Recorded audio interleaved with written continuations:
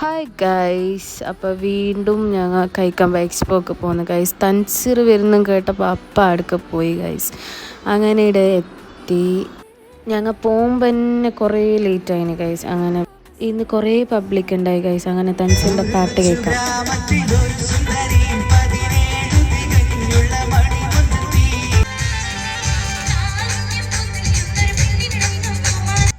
ഓന് പാട്ട് കേൾക്കുന്നതിൻ്റെ ഇടയിൽ കുറേ കളിച്ച് ഗൈസ്. അങ്ങനെ ഓനും തുടങ്ങി പിന്നെ കളിക്കാൻ. പിന്നെ നേരെ സ്റ്റേജിലേക്ക് ഓനെ അയച്ചു.